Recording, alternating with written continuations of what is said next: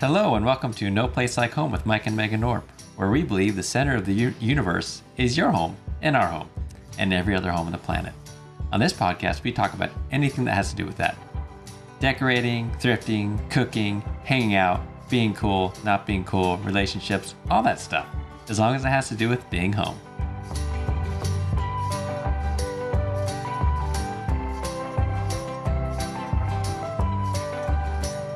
Pretty good. That can't be our intro for reals. Why not? Because that wasn't very serious. Welcome to the podcast, everyone. We're glad you're here with us. And me and Megan are glad we're here with each other. And with Elijah. We should probably... you're supposed to do some credit. What are you doing right now? You said that glad that you're here with each other. I was looking for your hand. Oh, there we are. If you're watching this on YouTube, you see that Megan just took my hand and kissed it. Thank you. You're very welcome. We should probably thank our crew, which is Elijah. Yeah, because I've noticed other podcasts thank like they usually the do it at the end, though. I think. Oh, oops. Never mind. We regret that. I won't. I unthank rewind, him. Unthank. We'll do that later. But we're glad to be here and glad to hang out with you a little bit.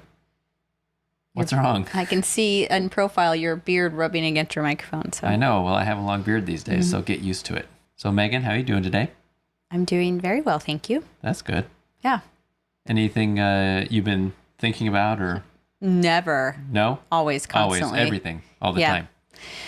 Yeah, just, obsessing about wallpaper and paint colors, even though I don't have any walls to paint or cover with wallpaper at this time. All the important stuff. Yeah.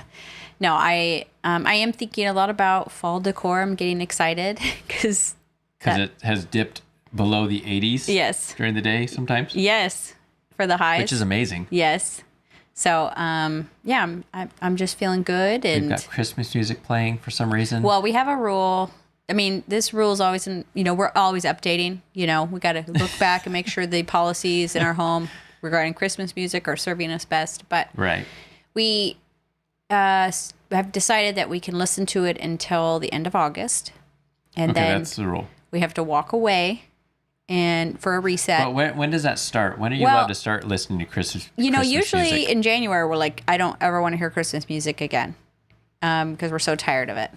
And then 2 weeks later. No. I think it usually starts around June. Yeah, it actually takes until we've had some warm weather for a while. Till we've had it for a while and we're like, it's so hot. And you're a little bit tired of it. Yeah, and so then... you want some change, which is sadly... Did you just say mid-June? Is that I really said June. June? Yeah. Boy, that doesn't seem like it takes very long. Yeah, like we listen to it just this tiny bit in June, but July is where it really hits, and it feels real good.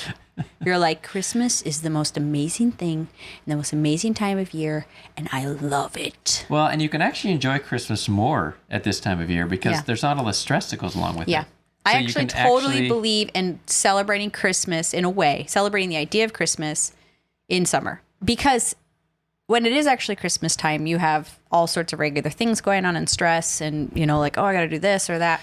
Yeah, but it can definitely be like, it's not just an idea, but it can be overshadowed by well, you have to work hard for it not to be. Yeah. And it's possible. And but I'm not willing to do that. So in summer, it's just pure magic. You're right. And so it's like, why not celebrate the idea of it in summer in your mind or whatever? Like I maybe someday we won't need to do that because we'll learn to love summer and I'm working on it. Some people might say you just need to be present and love where you're at. Yes, that's true. What some people but would say. Oh my gosh, the magic of autumn and Christmas time in the middle of summer cannot be understated. It's like amazing. No, so, I think it can't be overstated is what you meant to say. Yep. I have a way with words. Yeah, saying the opposite of what you mean to say. I know. But no, in reality, like when I turn that on, it still works. It amazes me how like I can just be like, feeling like stressed or just whatever. And then a Christmas song comes on and it like pierces to like very center with joy and warmth. To the happy, like that happy gets it totally works. Like I even considered throwing a Christmas party in July. I'm like, maybe that should be a new tradition. I'm like, I get out the Christmas tree. We have a Christmas dinner. I'm like, nah, that's too far. Because then you bring the stress in. It's not an idea anymore. It's not just It's then like you have to actually do something. Then you're like, get in the tree. You're like, what am I doing? So because if all you have to do is push play, like on Amazon, or tell Alexa to play the song. Yeah. That's very easy to do. Or well, not only do we that, we will watch like on YouTube like Christmas scenes, winter scenes, and we'll drink like hot cocoa. You're right. Which I again, love it. is easy Yeah. and enjoyable. So, But we did one year just let ourselves listen to Christmas music like endlessly, and so actually by the time Christmas actually got there, we hated it. yeah. So that's why we stop. I think some years we've only stopped in October, but I really think like maybe we should do September too, so that the ache intensifies your love of and how you miss the fondness grows for Christmas music. And when did you already say it? When are we allowed to turn it back on for Christmas well, music? this is up in the air, but since I'm in charge, around here, kind of. no, Asher thinks it should be the day after Thanksgiving, but I think it should be the week of Thanksgiving, like the Monday when you start preparing, Monday or Because Tuesday. it's just that general festive Because there's no sort of Thanksgiving feeling. music. What's that? There's no Thanksgiving music.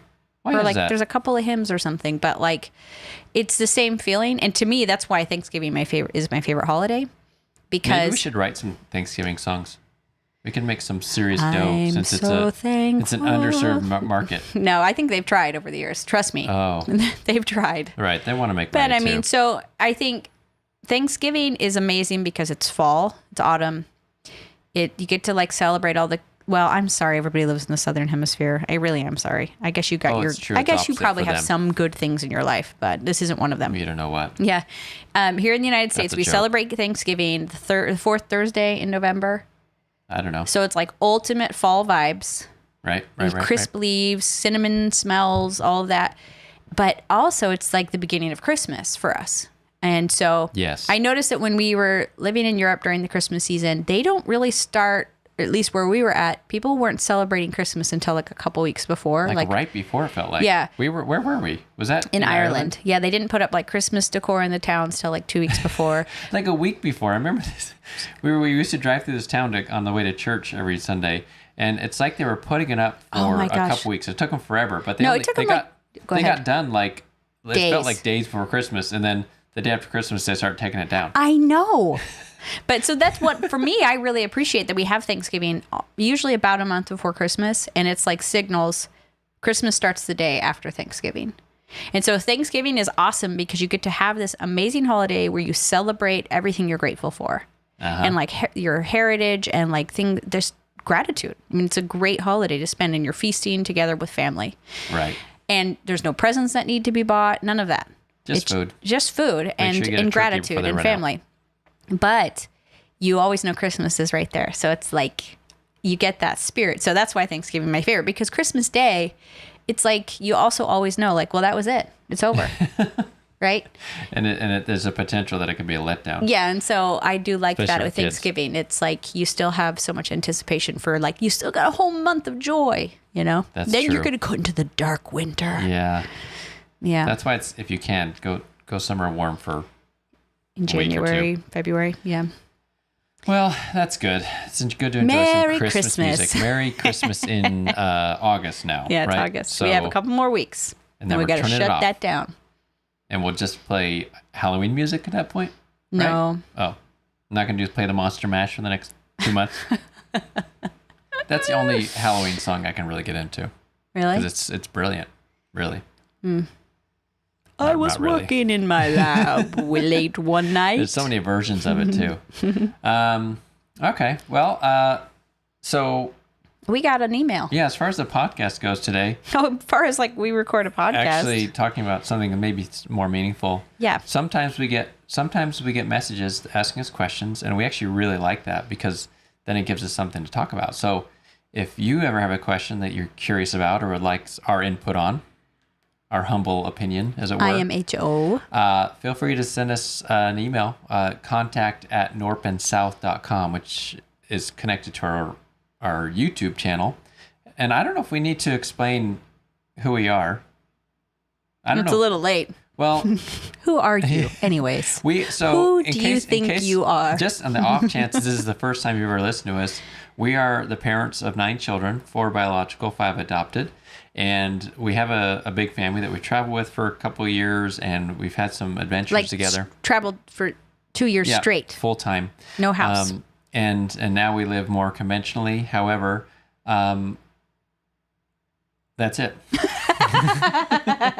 However, So, that's it. That's it. So our podcast is sort of sharing some of our experiences and that sort of thing. Anyways, so that's why the North and South is there. All to that. yeah, we started the podcast really because we love sharing our life on YouTube, and we've made a lot of friends that way, and it's just been a really great experience. But sometimes we don't have the chance to really sit down and explain why we do the things that we do, and we like to talk. Or it's just to have this format like this where we're just sort of sharing more what we think. Yeah, and the theories behind things and answer some questions more in depth. It just didn't make sense to do that on the channel. Yeah. And so here we are. This is us. And thankfully Mike did all he needed to do to figure out microphones, and thankfully Elijah's who shall not be named till the end of the podcast, sets all this up for us. So anyways, we got an email. I had a question. We got an email. So we're grateful. Again, send us a message if you have questions, and we would be happy to answer them. But Kara sent us a message asking about how she can tell that our kids are close as siblings, and she wonders what have we done intentionally and specifically or unintentionally to foster that. Yep. She talked about how her siblings are not close. They don't have contact with each other, and they don't have contact with her mom, and how there's a lot of pain There's there. some strife. Yeah, there's conflict. Yeah, and she said she was worried that might continue into the next generation if she doesn't figure out why they don't have that closeness, so that she can make sure with her own kids that they do. And I thought that was a really great question. That is a good question. So I think we should address that as best we can. And obviously we can just share what we've done with our kids. And take it away, Megan. Megan's good. She's a good communicator. So well, I think it should start with both you and I are from larger families. This is true. I'm one of 6 kids. I'm one of 5. So and we're both have the unique opportunity of being the second to youngest in our families. Yeah, that is weird. Yeah. How we manage that. And so we had several older siblings. I had an older sister and 3 older brothers. And you just had 3 older brothers. And a little sister. Mm-hmm. Well, I also had a little brother. But oh, right. But we learned a lot about how it felt to be a sibling. I don't know if the oldest in the family really understands how it feels to be a sibling in the same way. They only have siblings on one side. Yeah, and so they don't understand so they don't know anything. Well, I don't know if they completely understand the power and the influence they have. Okay. But you and I definitely understood the power and the influence of older siblings. Okay. As they overpowered us. Right. No. And how much we respected them, and also how much maybe some of the things that weren't helpful, or maybe how the messages they gave you didn't go away. Right. Or both good and bad. Uh-huh. I don't know. And I don't know, maybe that's even true for the few oldest. I don't know, but, I have very distinct memories of my sister making decisions in her own life about how she spent her time, and it being a huge influence. She never said anything. She never recommended that I do those things, but I watched her do them, and I was impressed, and it was impressed upon me that those things were important. Okay. And so I think that we didn't start just practicing these ideas about siblings and being close when we became parents, but I think we brought a lot of our experience from being from a big family. Right. I think because of our experiences growing up, if we were strict about anything and intentional about anything when we became parents, is we had a 0 tolerance policy for contempt. Right. Still do. Yeah. I noticed that about myself though when I was a young parent. Don't you dare say that. And don't you look at him like that. That is not okay. Okay, right. That you need to be kind. Or there's just a tendency among siblings, when somebody is to cut each other down. Yes. And we didn't ever allow that. Right. Because of where we were at in our families. Right, because and again, we're not throwing any we had great families. Shade toward our siblings, except that kids are kids. Yeah. And and even when it's not intentional, that can happen. And it hurts, and it creates friction. Mm-hmm. And it also creates, so meaning if somebody's saying something and even maybe celebrating themselves or trying to trying to do better, trying to come across as smart or anything. Right. And the older sibling looks over like, "Pfft, Yeah, lame. like lame. Like, what did you just say? Like statements like that. Like, what? Like, like, and that I think creates an atmosphere where it's very hard to be vulnerable Right. among the siblings. And vulnerability, when people share vulnerability, where they have experiences where they're vulnerable to each other, is where they get closer. Sure. Yeah. And so I think it that was creates that intimate relationship. in a place where you feel safe enough to be open. And then when you're both open at the same time, you fuse together. You become unified. Right. Now let's preface all this. This is not, we're not saying that our family is perfect and there's never any conflict between children. No. But this is how we kind of blunt that and hopefully create lasting relationships moving forward. Well, and in fact, I think if you blunt conflict too much, then that's a false unification. Right. And we talked about this in our How to Argue podcast. Like, you have to argue with each other. There's feelings that there is friction that needs to be smoothed out. You can't ignore it. If you ignore it, it never goes away. Yeah. And in fact, it probably will make you not close when you get older. If you never got to say the things to say, like, hey, you know what? That really hurts my feelings. Right. Or like, you make me feel this way when you do this. If you don't ever get to do that, then you're not going to be interested in that relationship continuing. So that's true. Part of it is managing conflict. Yes. Healthy conflict. If you want to listen to that podcast about how to argue, that's part of it. Yeah. With siblings. So I guess the first thing is, like, we always require that everybody treat each other respectfully. I think respect and contempt are like opposites, right? Mm-hmm. That you allow people the respect that, like, you're a person who's trying to do their best. And so we're very hard on teasing unless it's playful. There's like a difference between, like, I guess teasing should be playful, but often we let things slide when people are saying mean things to their siblings, like, oh, siblings talk to each other like that. But in our family, we don't allow you to do that. Right. Well, and if it's like constant correction of a sibling. If that's the only type of communication that's happening, then obviously something's it's too much. Yeah, or if it's because, and we'll point it out to our kids, like, hey, that's just kind of a power play right now. Like, you make mistakes too, and you would probably appreciate that people weren't pointing it out and that you give them the benefit of the doubt. You're only doing that so that you feel powerful. Yeah. And we don't do that in front of the whole group. Like, hey, that, because I think that also creates a lot of weird disrespect. But, like, we will point out to our kids, like, hey, in a conversation afterwards, like, you're correcting them a lot, or you're really hard on them. And I think you need to recognize that you're doing it so that you feel good, not right. Because you're actually trying to be helpful, and like, how would it make you feel, and that sort of thing. Yeah. And it's good to point those things out because kids are still learning. Yeah. They don't know. Mm-hmm. And they may not be doing it intentionally to be hurtful or whatever. So your job as a parent is to teach. Yeah. Not just to stop it, but to help them become more self-aware. Right. And we should have a whole podcast on self-awareness and how we think it's like one of the best attributes a human could have ever. But I think helping your kids, as you're teaching them how to respect each other, teach them some of the pitfalls that might keep them from showing respect so that they can become more aware of themselves, which will be a gift that they take into marriage and parenting and work and every relationship after that. Right. So that, I guess I mentioned that first. It's kind of like coming in hot and heavy right at the beginning to talk about that because nobody's perfect at it. But I think, like, that has to be foundational in the family, that you just, like, you don't do it. You don't take those cheap shots at your kids. As a parent, right? Yeah. And because they're there and you have to stop yourself and you have to slow yourself down. And sometimes it'll happen and you'll have to apologize. Yeah. But, and you really don't let your kids do it either. That has to be foundational, but that's not the only thing that you do. And then just, everything good will come from that. Right. But I do think it has to be at the base of what you do before these other things will not work if you don't have a culture of respect. Right. Yeah. And one thing that because Meg and I talked about this a little bit earlier, but I think one thing also is, and this goes along with being willing to take things seriously, I guess, or not sort of tease about everything, is having times in your family where you're serious about things and you're not making fun of it. And I'm thinking of when we just did this for Elijah's birthday, but every time we have a birthday, we go around the dinner table and everyone tells that person what they like about them.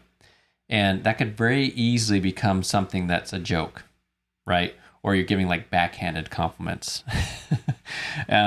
But we take that seriously, and we make them say, I mean, we don't have to anymore, but like we started it this way, like what I like about you is, right. And everybody starts with that. So it's not just like, meh. Right. It's a statement. I guess, and there's a pattern to it. And what that does is it creates a serious space where we can be kind to each other without teasing. And also it's kind of a ritual, right? It's something that we're prepared for.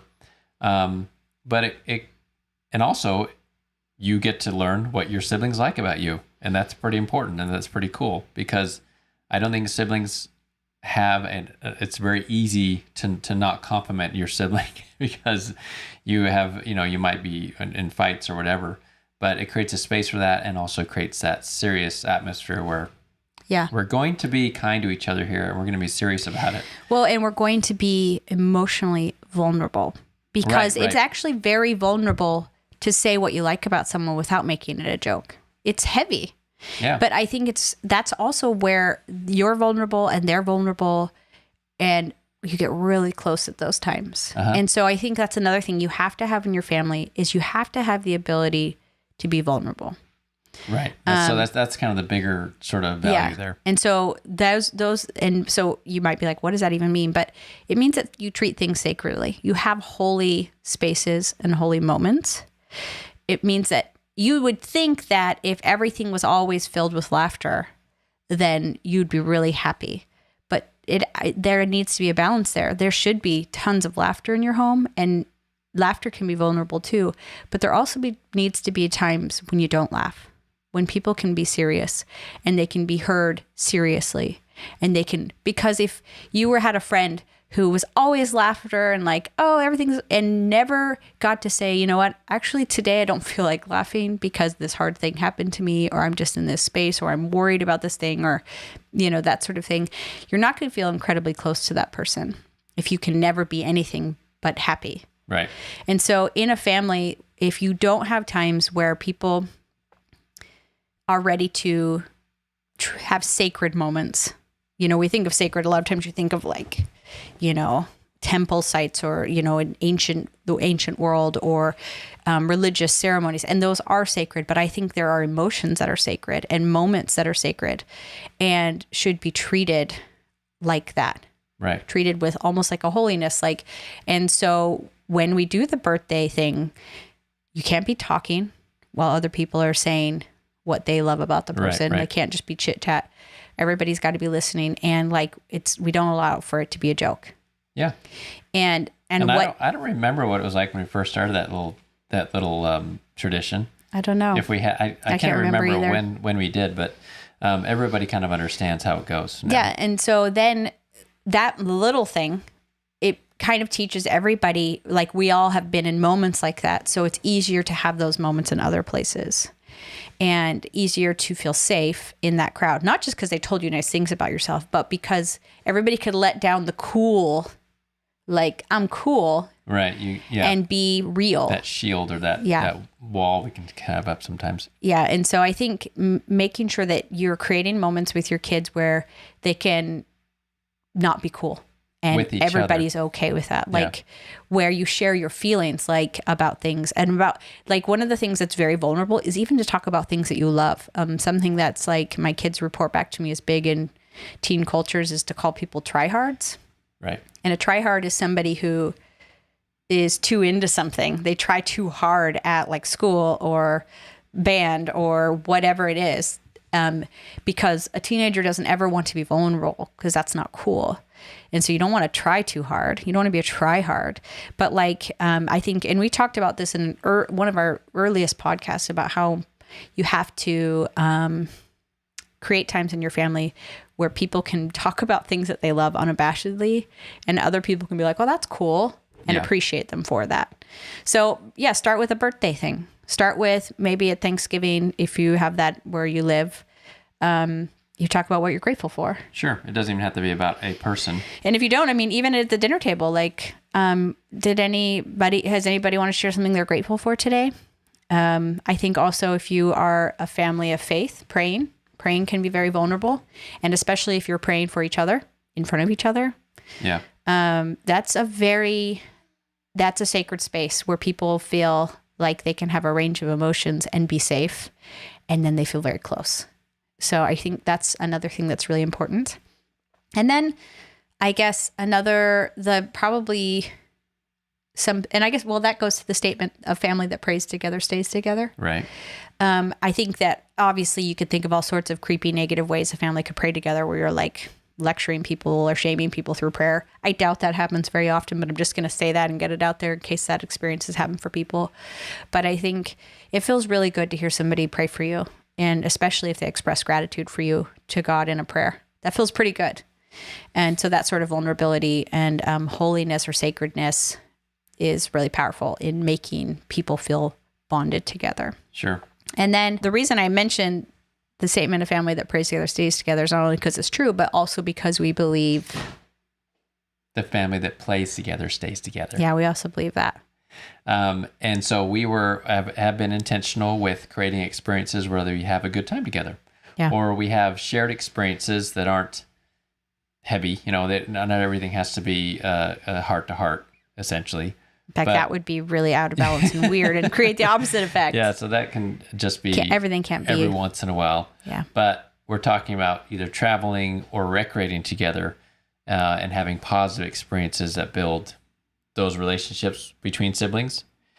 We like travel because it removes siblings from their friend groups for the most part. I know cell phones can make that difficult if they're constantly on their phone while you're doing these things, but it does remove them physically, and getting out and being together just with each other, having those conversations, talking, but that's the same thing. I think also it removes you and I from our stresses. It amazes me that every time we drive a couple hours away to the mountains to stay the night, how just the change in scenery changes what I think about. Okay. Because you have these like things you're just like constantly worried and stressed about, and like it's just like and those are valid things, like problems you're trying to work through or goals or whatever. Yep. And then it amazes me. I don't even have to think about it intentionally, and it still works that when I get to the mountains, it's gone. Because I'm somewhere else now. I'm not looking at the same walls, walking through the same doors and checking the mail, and just changing where you're at changes everybody and removes you from all of those stories and all of those things and the noise, which are all good things. But I also think it's really good to find a way to go and change the scenery. And then all of you now are open to new ideas and you're together. Right. And I mean, that can be hard though. Your teenagers are not always supportive of it. I'm looking at one right now that was not always supportive of our travel. He's not paying attention though. He's behind a camera. Anyways, so I'm not saying that your teenagers will always get the vision of it, and sometimes that's good, and you can use that opportunity to say like, oh, it looks like you're getting ready for the time when you will be leaving home and living on your own, but you're still with us, and this is still an important part of our family where we'll grow together. And I think you'll regret in a conversation alone. I think you'll regret if you don't, take one of these final chances to spend time together with your family, because now that you're 17 or 18, 16 or 17 is when they usually start to complain about that more. But I think it puts them together and having experiences together with no one else involved. Yeah. So that, but also playing a board game, or we've talked about this before, watching a show that you all watch together, or just little traditions that you do that are fun.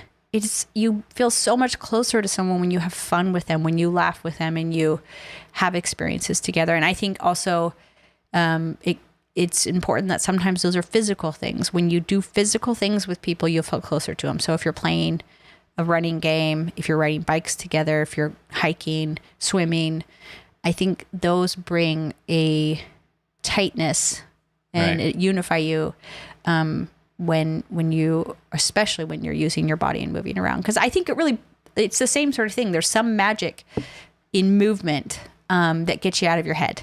Yeah. So it's getting you out of, like, if you're just thinking about, if everybody's just kind of in their own little worlds, when everybody's sitting around and you're trying to play a game, if people are sitting like this, But suddenly when something's required of them, maybe they have to get up and go get a card, or they have to get up and do whatever, you notice that it changes for them. Yeah, they get more engaged. So there's a power in it. I remember Andrew telling me once that he heard that, you know, when you walk through a doorway and you've forgotten where you came into the room, Right. that is actually like a really good thing, because like your brain has like a cache, like your computer, of like memory.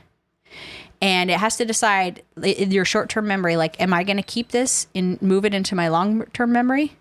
All of these thoughts I've had and these experiences, like pulling the spoon out of the drawer and like putting it into your bowl of cereal. Like, am I going to move those from short-term memory into long-term memory, or am I going to dump them? Yeah. And your brain holds on to them until moments like walking through a doorway, which is fascinating. Yeah, it is interesting. And so that's why travel can be good, because it's going to dump a lot of the things that were unhelpful. Oh, right. The things you've been concerned about or thinking about. And for everybody. And but I also think you don't have to go far away, but walking through a doorway, walking into the backyard, getting onto your bicycle, just changing the scenery like that, going into a different room that you're not always in. Like, if we're going to have a family discussion, maybe let's go do it in this room. Or at this table, changing the room, those sorts of things create an atmosphere now where people are ready to draw closer together, I guess is the whole point of that. Like, right. You have to have experiences that are fun and open, and where people can let go of other things and actually be present for them to grow closer. Yeah. I think another thing that plays into it is just quantity of time. And having more time together. And I think this comes into play a few ways. One is for us, it is nice when you homeschool that your children are together more. And that's kind of a beautiful thing about so many other kids being in school and then your children homeschooling, is that even if they can be on their phone, children at school have less ability to communicate with the outside world. So your kids can't just be talking to them, through text or whatever. But at home, during the day, our kids, they're kind of forced to interact with each other in a way. Because I think every human has social needs. And so especially kids are have many more social needs than adults do, I think. Right. And so they fulfill them with each other. Yeah. And they're going to, because they need that. So during the day, it's nice. Also, what we have noticed is that later at night, the kids tend to want to talk. As they've gotten older, yeah. And what we've realized is we're a little less strict with bedtime at night. We're a little more lenient. Like, don't tell anybody. Yeah, usually when you're like, oh man, they need to be in bed, but you can hear them in there talking. Right. You hear them talking to each other. Dude, that's the dream. That's what you want. You want them confiding in each other and talking and sharing their feelings, like, because that's super vulnerable time, in the dark and when they're talking. And so we are more lenient because we do believe it's not just quality time, like with recreation and travel, but quantity time. Yeah. And so we're more lenient. They're like, they need that. Yeah. They I'm need not going to go in there and tell them to be quiet or to go to bed. Cause I know sometimes Peter and Asher are sitting in Pearl's room talking to her. Talking to Pearl. And I hear them in there. I know it's past their bedtime, but I'm like, I don't want to break that up because they're building something right now, which is probably a little more important than sleep. Well, and I just love, I've gone out to get a drink of water, or we've gone out to turn off the lights downstairs. And then you come back and you just hear that low murmuring, and you're like, oh, they're like deep in it, deep in conversation in there. Like, good. So I think if you can be watching for that, and if you see it happening, and if your first impulse is maybe to break it up for some reason. Oh my gosh, it's after midnight. Go to bed. It's like maybe to say, wait a minute, I'm going to let this go because it's building something that's more longer lasting. Lasts all their life. So giving them time together, whether it's during the day because maybe you homeschool if you're able to do that, or at night when it's a little bit later. And that's another reason to go somewhere together, a long drive perhaps. And again, phones can kind of mess this up. Well, then you just say, hey, let's not have any phones. Let's take a break. Because we all know that we can sit next to someone, both of us on our phone, and never interact. Like when you see a couple at a restaurant and they're both just like looking at their phone through dinner. And when we're the couple at the restaurant, just looking at our phones through dinner. But kind of creating that space for them to have the time. is just, it's just more deposits into that bank where the relationship is growing and building in a positive way. And so that when conflict does come up, because that's the thing, all this builds something so that when there is conflict, we're not, the relationship doesn't break down completely. Yeah. And you have a foundation where we know that, I know that you like me, I like you. We're arguing about, who gets this side of the closet versus the other side of the closet. But that's not going to destroy the relationship because there's something underneath it. Yeah. And this is similar to a marriage relationship. If you have a strong foundation, then an argument or some sort of conflict isn't going to erode that. Yeah, and absolutely. I think I know there are times when you and I have things we need to talk about or work through where I've drawn on experiences with my siblings in the past of how we had difficult conversations or whatever. Those communications have served me in my marriage relationship with you. That's true. Yeah. So yeah, it can also prepare them for those relationships moving forward. Yeah. And I think finally, one of the things that we felt grateful to learn as we were growing and becoming more accepting of ourselves was to then be more accepting of our children. Right. Okay. Yeah. And we've talked about this on here before, but I do think this helps siblings feel closer when everybody gets to be what they are. And I don't mean that what is your identity today sort of thing. I don't mean that. I mean, because our culture is kind of obsessed with a million identities and their flags. I mean, you think more linearly. You think more abstractly. Right. You are really good at these things and they're really good at these things. And everybody is good. Right. But there's we don't value have in to all be of it. the same. So there's a story I heard at a church talk, but it talked about these two sisters and their parents would say Susie is pretty and Sarah is smart. And immediately Sarah would know that she wasn't pretty and Susie would know that she wasn't smart. And so that's not healthy. Right. But I think it's first there's a ground level of all of you are amazing, but all of you come to bring different things to this world and we all celebrate it and we can celebrate it for each other. And we've talked about this on here before, but Esther is so good at coming upon chaos and bringing order to it. A messy kitchen. Yes. Anything like that, right? She's just so good at it. It is so easy for her to do. And what a gift that is. And she will do that again and again and again in her life and bless the world because of it. And Andrew is at the other end of the spectrum here. And Andrew comes upon chaos and finds meaning, brings meaning out of it. He does. And it brings a lot of blessings to our family. Right, and he will bless, he'll do it again and again. But things. I don't expect Andrew to bring order to chaos in the same way. And I don't expect Esther to bring meaning to chaos in the same way as Andrew. And we can just be grateful for each other. And I think your kids won't believe it until you are comfortable in your own skin. Right. So if you're always mad at what you aren't and ashamed of what you aren't, they're not going to believe that they're okay if they're with what they are. And so Mike's never mad at me because I am also not an order to chaos kind of person. Right. I'm not great at cleaning, but he's never berating me or whatever for being that. He loves what I am. He knows what he married and he loves that thing. Right. And vice versa. Yeah. I know what Mike is. I know what I married and that's what I want him to be. I want him to be the thing that he is. And I'm not mad at him for being the thing that he isn't. Sometimes we hear couples complain about the thing that their spouse isn't. It's well, did you marry him for the thing they weren't or for the thing that they are? Things for they are aren't. And it's if you can get comfortable being what you are and not worrying about what you aren't, I'm just not that, but I'm going to be what I am and I'm going to be a really good version of that. And I'm going to serve the world with that and my family and whatever, my community. Once you can get into a place where you're very comfortable with that and speak openly that way, then you allow your kids to do the same. And when they feel comfortable, then they don't have that sibling rivalry, right? As much. So that can create a lot of hurt conflict, feelings. or there can be tension there. Yeah. If mom and dad are obviously comparing and finding you wanting and this sibling not, we don't compare, and we don't say, why don't you do things more like this or this person. Mm-hmm.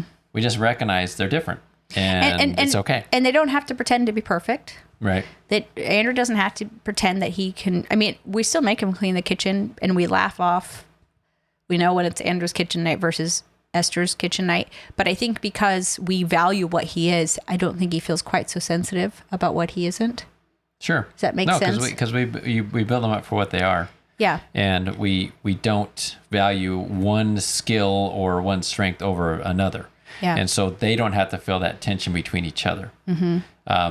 And everyone can kind of feel confident. The perfect brother, if I could be like the perfect, Right. like just like them. And you hear these stories all the time, like, oh, my brother was good at everything and he got straight A's and I wasn't. And it's like, can we help our kids? There are going to be certain kids that get straight A's and they're really good at football, but there's going to be another kid in your family who may not be good at can we help them see what they are brilliant at, what they are a genius at, so that they can celebrate each other. Yep. And never feel like a letdown. I mean, everybody's going to feel like that sometimes, but can we keep reinforcing how grateful we are for what they are? Then when they just can let go of like that resentment that they might naturally feel at being a member of a family. Yeah. Because with siblings, there can be competition, and not that competition's bad as a thing, but we don't want it to create resentment and hard feelings. So that might be, so for your family, that might be somewhere where there's that contention coming in. So it's like, okay, how can we make sure everyone feels valued and feels like they're good?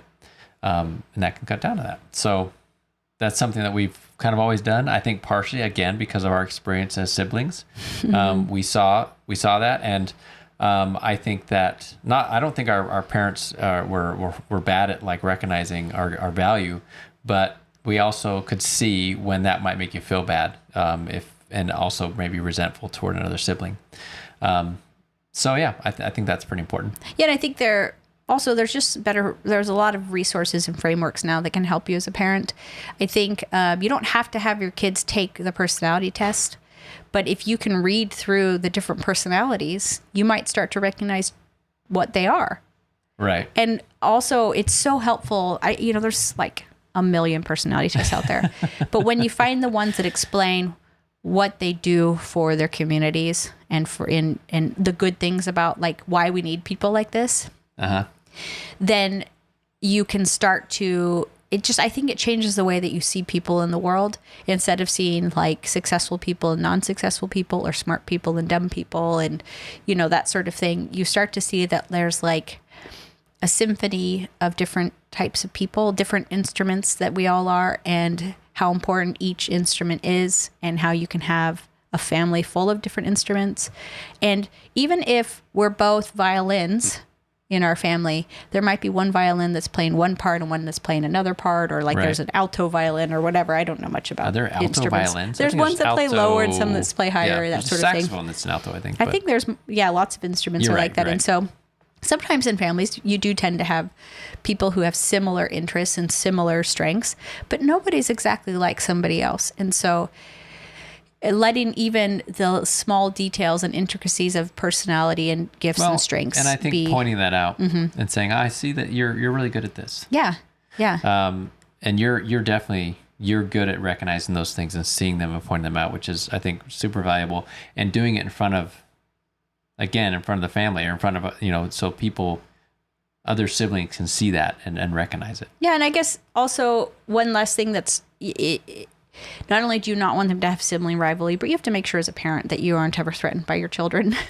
Oh, right. That you aren't trying to compete with them, or even use them for your, like, I will be successful when you're successful sort of thing. Like they're like a trophy of yours, or like you're living through them. And their failures are also your failures. Yeah. Like it goes both ways. Yeah. Like just that, like we're individuals. You're a person. I'm a person.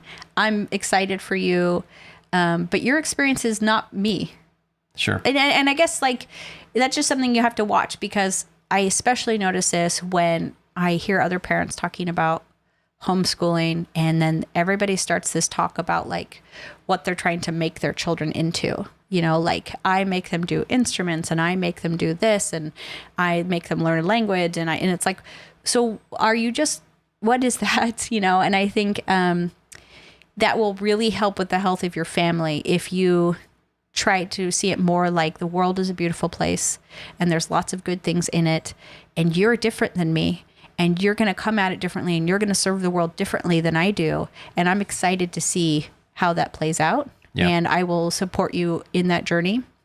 I will try to show you the best of things, and I will support once I start to see the patterns of maybe what you're good at and what excites you and what you can do. I will try to support that instead of I'm going to make you into a good person, because that immediately starts to create that feeling of good people and bad people and smart people and dumb people and like successful people and unsuccessful people in the family. And sometimes we're doing it for ourselves because we're so terrified that if our children aren't the thing that society wants them to be, what does that mean about us? And so, boy, do parents love to talk about their kids' successes, as we should, but sometimes because then it says, well, because now I'm okay. I'm a good parent. Right. And I think that will seep back into hard feelings amongst the siblings because maybe somebody gets a little more celebrated or they can feel that pressure from you. I don't know if I'm going off, but I think that plays into it. Sure, yeah. That the family feels a lot safer when everybody knows what's really important and that everybody's going to bring different things to life and have different experiences, but they're all going to be, they can all be valid. I'm not saying that no matter what you do, it's all the same. And that like, hey, whatever you want to be and however you want to spend your time is good. No, there's some really bad decisions and things you don't want to support your kids in and things you want to really protect them from or push them away from. Uh-huh. And that sometimes some of your kids might make bad decisions and others don't, but you're going to have to work really hard to not pit them against each other and to resist saying, hey, well, so-and-so, they didn't do that and you did. And see each of your children as an individual and work directly with them instead of like a collective. So like, we're not going to bring that up. Right, that doesn't really come into play here. You might be tempted to. We're not going to bring that up. I'm going to work with you as an individual and I'm going to talk to you about where you're at on your journey. I'm not going to compare it to your siblings. I might sometimes say, hey, so-and-so, I know they've done this. Maybe you want to ask them. Or bring in a sibling and say, hey, they're struggling with this thing. Do you have any advice for them? But it's never like we're in some race and they're winning and you're losing. Right. So like that sort of thing, that everybody's on their own journey. And like I said, they might be making bad decisions on that journey, but it's totally unrelated to somebody else's journey in a lot of ways. Does that make sense? Yeah, it's not helpful to bring that in. Yeah, it's not. And so I think you have to work hard to do that and to resist that, especially at first, but you get more used to it as a parent. And obviously I do think it in our family, like kids have literally lived in different worlds, you know? Some of our kids were born into our family and our home, and some of them spent the first 14 years in a different country, speaking a different language, you know, totally different experiences. Right, so we have to, everybody is an individual. And so that kind of lends itself to that. But I think even if your kids didn't spend the first 14 years in a different country without you, they're still individual and they're going through this world individually. And so you gotta parent them directly and it's just you and them. Right. And that will help them not feel in competition with their siblings. Sure. Yeah. And then another thing, and I don't know if this is our last point or not, but we've talked about this before, but I think also modeling how conflict should go. Did we already say this? We've talked about this. Maybe we did. In a few of the podcasts, yeah. But I think showing, because again, conflict is inevitable in a family and amongst siblings. Too. And it really needs to happen because again, if there is no conflict, then something's probably off. But modeling either between spouses, if you're married, you know, if there's a mom and dad in the home, or when you are in an argument with a parent with a child, showing how we do this without, we can discuss something, we can have a conflict about something without being disrespectful. We can even be upset. Right. Yeah. There can be high emotion, but without hurting each other. Yeah. And creating feelings and divisions that are difficult to heal later. So, and I don't want to go through how to do that because it's all part of our how to argue thing. So I think we might have already talked about this, but you've got to be the model to your children of how we handle conflict in our home, so that we can have a conflict, we can resolve it, and we don't have any deep scars from that. Because that's, I think, where this long-term or more permanent sort of like the hurt, like that hurt where you can end up not talking to someone for years starts to happen. Yeah. So being a good model of that is pretty important. And I think also along that line is keeping the roles clear, because it is so natural for a parent. Our kids will sometimes get in trouble in front of each other. Right. And so if you say like, hey, that's not cool, I want you to do this thing. And then another child says, yeah. We say, that's not your job. Not your job.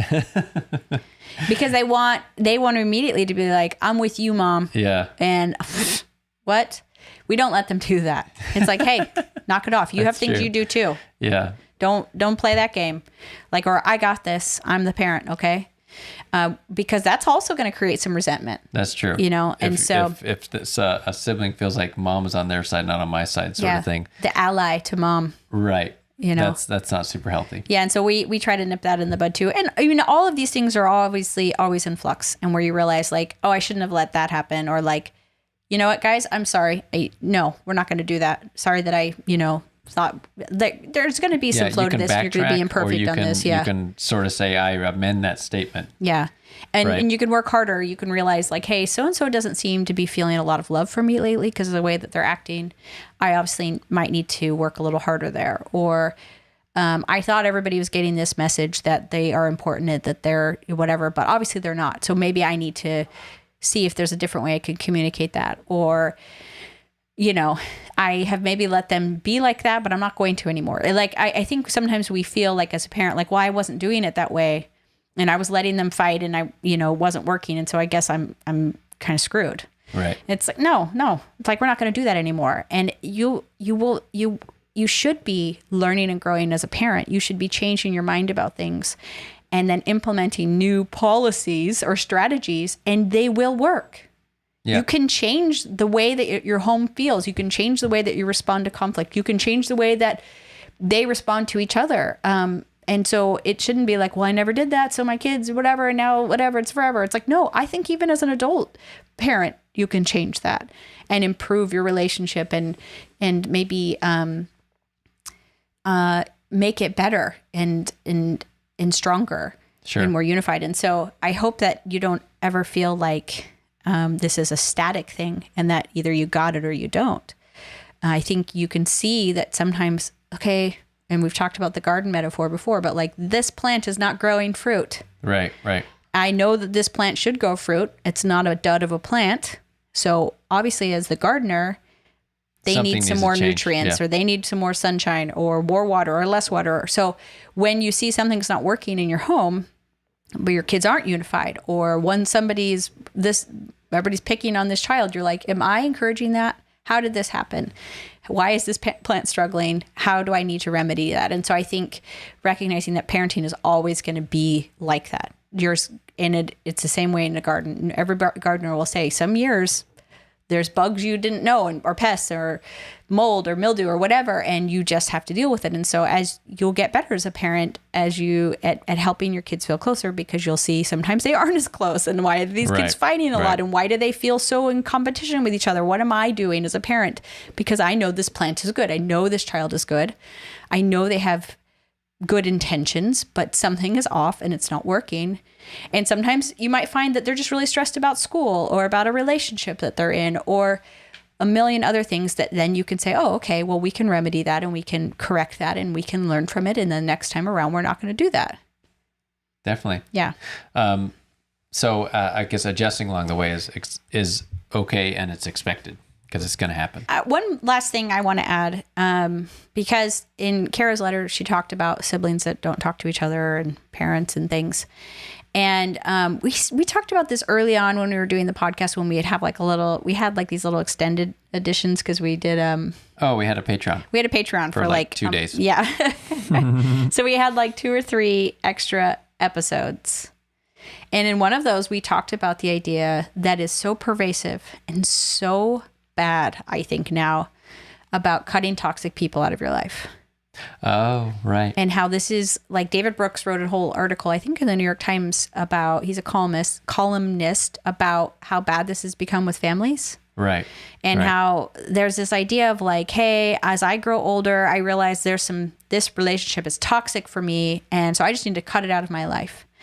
And how families are doing this to each other. And it is encouraged on social media. There's all these like memes that go around, like, if, you know, you got to cut those people out of your life. You got to like find those who will support you and find, you know, that sort of thing, and not worry about the haters or whatever. It's like, whoa. Family is important. Even family where the relationships are hard. Right. Like, you should stay in, like, I'm not talking about, of course, I'm not talking about people who are literally abusing you. Right. And hurting, like, very directly. All families hurt each other. All family relationships are hard.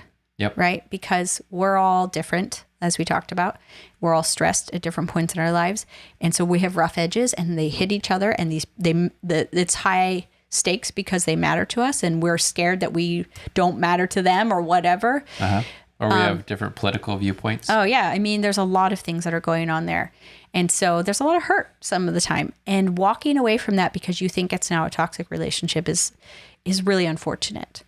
Even if every time you see that family member at a family reunion, they're mean to you, I still think there's something to be said for still being nice to them and seeing if maybe they need some extra love, and not letting the place that they're in bring you down necessarily, but also not cutting them out of your life. Right. I think that this used to be a bigger deal than it is, that family's important and you stick with family. And if people want to say like, yeah, well, my family was toxic, I sometimes am concerned that maybe they don't know that all families have rough edges. Yeah. And I guess because it's like, how many toxic families are out there? Everybody's cutting their families out of their life, and that's encouraged on social media. Like, you will be your family. It's like, no, you won't. You won't. You're not going to be there when I'm in the hospital. You're not going to be there when I can't make my house payment, or when come to my child's funeral. Like, you're not.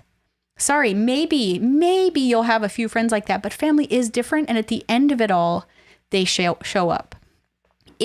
And so it's like, I just think, I think it's unfortunate and I think we need to push back against the culture that tells us to cut negative people out of our life, because maybe part of why they feel toxic to us is because we're toxic too. Right. What role do we play? Yeah. And we have some pain that we need to heal from, and there's some difficult conversations that need to happen where we'll both grow from. And also, like, if they're different than you politically, hey, maybe that's going to keep you grounded and well-rounded. But like, put that on a t-shirt. Yeah. Like, maybe you need a little dissent in your life. Maybe you need the person who thinks and sees things so differently than you to keep yourself humble and open and soft and flexible. Right. I think it's really bad for any human to cut everybody out of their life except for the ones that think exactly like them. How do you grow? Right. How do you grow? You know, I mean, when you start, and you've lost something so important, so vital as far as a relationship with a sibling or a parent. I mean, there's nothing, you can't replace that. Yeah. When you start a plant indoors, you put it in the seed in the thing, and it grows, and it's very soft and happy. And then when you move it outside, it'll just die because it never had any wind and every sunshine. It's like the heat is too much or the cold is too much. And so you do this thing called hardening off, where you get it used to the wind. But the wind, as you get it used to, it'll grow deeper roots, so it can hold on better, and like and it'll develop tougher skin or whatever on the leaves for the sun. And so it doesn't just fry up in the sun.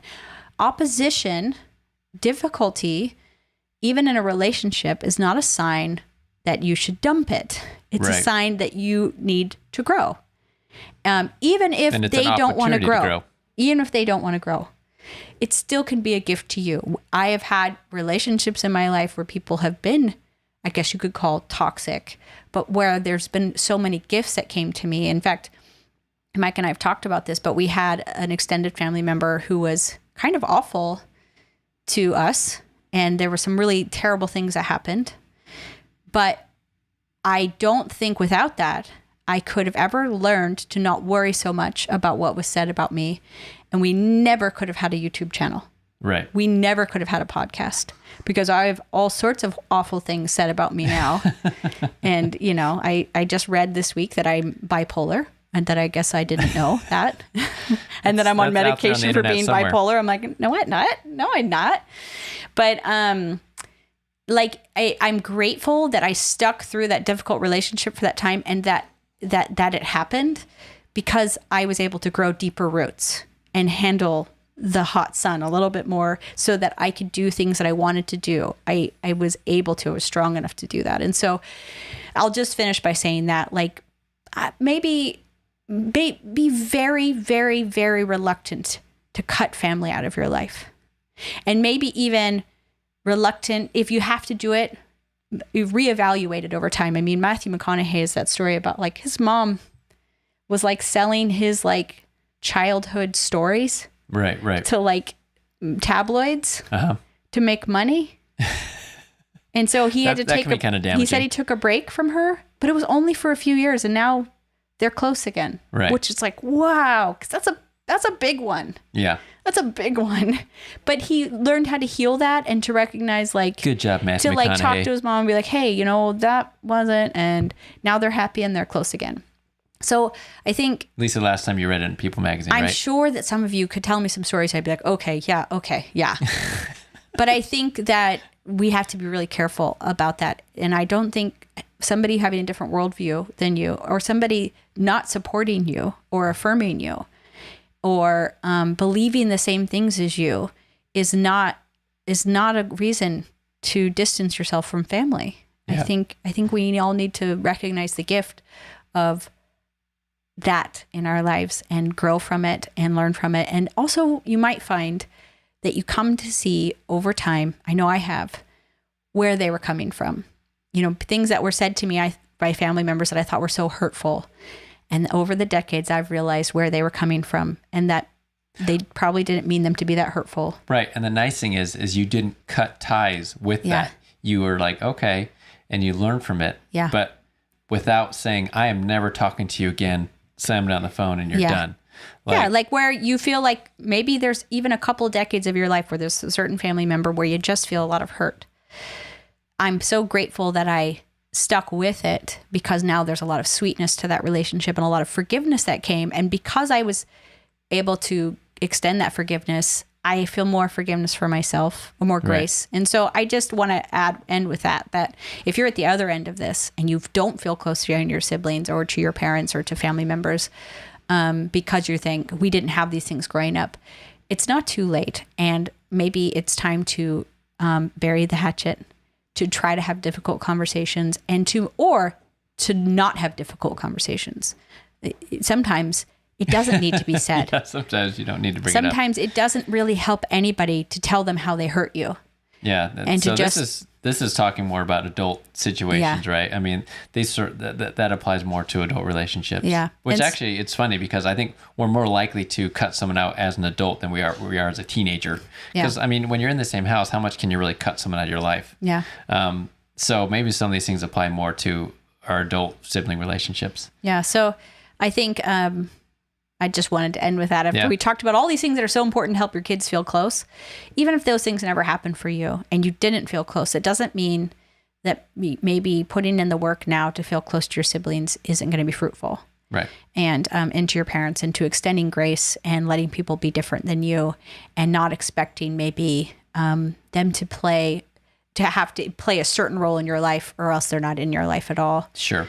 I see that happening a lot. I hear it more and more than I ever did before, of how many people have cut family out of their life. And I think this is a casualty of the self-empowerment movement, which we kind of talked about before. Anyways, it's be careful. Yeah. Because those relationships you can't replace, and they can be highly rewarding. So Even when, and maybe especially when they're hard. yeah.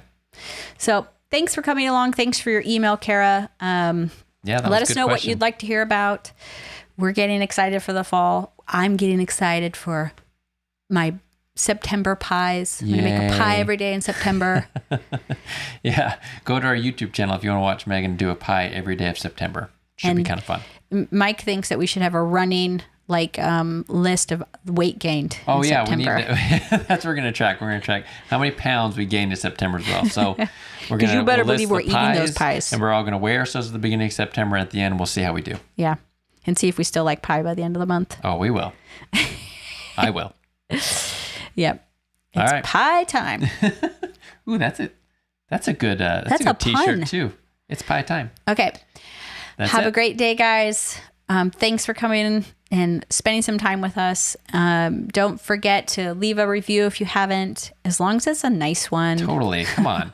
We don't need that kind of toxicity in our lives. I'm going to cut you out if you don't say something nice and affirm this podcast.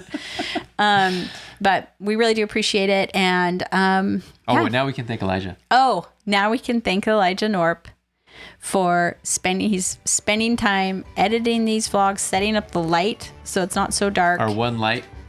Yep. And just the camera, everything that he does. It's a real blessing. And our family has been very blessed by the gifts that Elijah brings. Yeah. So thanks, everyone. Have a great day, and we'll see you next time. Bye. Bye.